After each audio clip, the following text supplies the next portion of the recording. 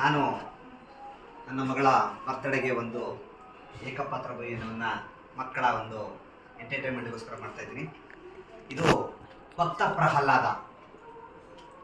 ಪ್ರಹ್ಲಾದ ನಾರಾಯಣನ ಭಕ್ತ. ಹಿರಣ್ಯಕಶಿಪು ಹರಿವೈರಿ. ಮಗನಿಗೆ ಏನು ಕಷ್ಟ ಕೊಟ್ಟರು ಅವನನ್ನ ವಶಪಡಿಸ್ಕೊಳಕ್ಕೆ ಆಗ್ತಾರಲ್ಲ, ಆಗ ಅವನು ತುಂಬ ಹತಾಶನಾಗಿರ್ತಾನೆ. ಹಿರಣ್ಯಕಶಿಪು ಅವನ ಹತಾಶ ಮಾತುಗಳನ್ನು ನಾನು ವ್ಯಕ್ತಪಡಿಸ್ತೀನಿ. ನಾನಾರು ಚತುರ್ಮುಖ ಬ್ರಹ್ಮನ ಮೊಮ್ಮಗ, ವಿಧಾತನಿಂದಲೇ ವಿಧಿಬ್ರಹ್ಮನ್ನ ಬದಲಾಯಿಸಿ ಮರಣವನ್ನೇ ಮೆಟ್ಟಿ ನಿಂತ ಮಹಾವೀರ. ಅತಿಥ್ಯ ಮಕ್ಕಳ ಹಟ್ಟಹಾಸವನ್ನು ಸುಟ್ಟು ಆದಿತ್ಯ ಮಟ್ಟಹಾಸವನ್ನು ಹಟ್ಟಾಕಿದ ಸಾಹಸಿ. ಅತಳ ವಿತಳ ರಸತಳ ಪಾತಾಳಗಳನ್ನು ಪಾದದಲ್ಲಿಟ್ಟು ತುಳಿದಿಟ್ಟ ಪರಾಕ್ರಮಶಾಲಿ.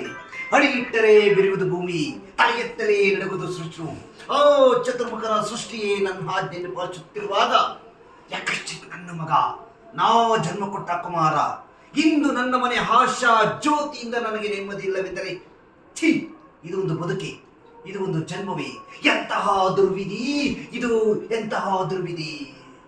ಇದಕ್ಕೆಲ್ಲ ಕಾರಣ ಎಲ್ಲವೂ ಹರಿ, ಕಪಟಿ, ವಂಚಕಿ, ಮಾಯಾವಿ ನನ್ನ ಮಗದ ಹೃದಯಂತರಾಳವನ್ನು ಹೊಕ್ಕು ಅವನು ತಲೆ ಕಡಿಸಿ ಮನ ಬಂದಂತೆ ಹಾಡಿಸುತ್ತಿರುವೆಯಾ?